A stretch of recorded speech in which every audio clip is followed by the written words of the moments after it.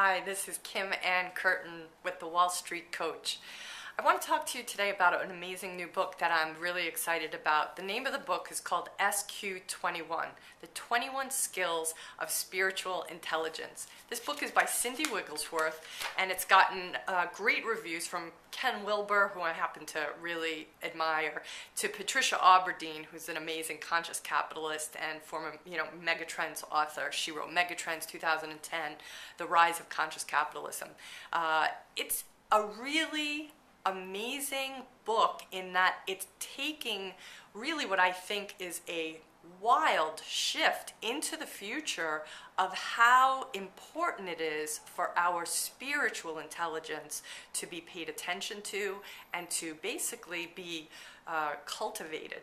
As most people know, we've heard for the last 15 years about emotional intelligence, about how important it is for leaders to, really great leaders are not those who just have a high IQ, but the leaders who have the emotional intelligence to really lead and to work with people and to communicate effectively. I truly believe that this is going to take things to the even more important degree. The description I want to read to you that Cindy gives us for what she defines spiritual intelligence. She calls it the ability to behave with wisdom and compassion while maintaining inner and outer peace, regardless of the situation. Now, I happen to be a coach for people in the world of finance, and I can tell you the outer situations and even the inner situations are completely beyond their control. And the successful investors, the successful people in finance, are those who are able to stay centered and anchored in a way that others are not able to. This is what this spiritual intelligence is that Cindy speaks to, and her book is basically in support of what is ultimately an assessment to look at how one's own spiritual intelligence is, where it's at, and how one may be able to stretch it and increase it. I want to read to you the parts. She has 3 parts to the book. The first part is she talks about the spiritual intelligence and, again, what that means and what kind of levels of intelligence are integrated in the workplace. Then she talks about the 4 quadrants, which is how the assessment is broken down. Knowing thyself, knowing the world, and self-mastery, and then social mastery.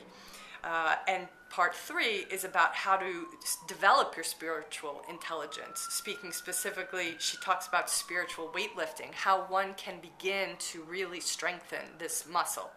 I love the self-mastery chapter specifically because I think for those individuals who are working in any sort of high-pressure situation, self-mastery is key. And it's not something we've been taught in business school or taught in environments, even in the business world. This is something that I have personally been able to develop with spiritual teachers. And I think what's special about this book, and it's important, I just want to say this now, this is a really faith-neutral book. I think anyone, no matter their faith background, including no faith at all, I find this book to be a really wide net. There's no one who will be offended by this book. I think anyone who has any sort of sense of their own soul or sense of depth will find this to really meet them. The other thing that I found to be startling was this question that she poses. The central question is, who is driving all of your decisions? This is what says anything about your capacity to become fully human and, in my opinion, a really good investor. Who is that who that is driving you? Are you in contradiction between the way you show up in the workplace and the way you show up with your family or your friends, or are you congruent? There was another note that I wrote here about am I letting the exterior world tell me who I should be, how I should act, how I should invest? Or is it an inner, deep, calm voice that speaks to me? That's what Cindy's book is about, how to develop, and it's blown me away. I'm so excited about it. I believe this will be so much value to those that I work with in finance, to my clients, and to anyone who is interested in just being fully who they are and integrated into how they live their life.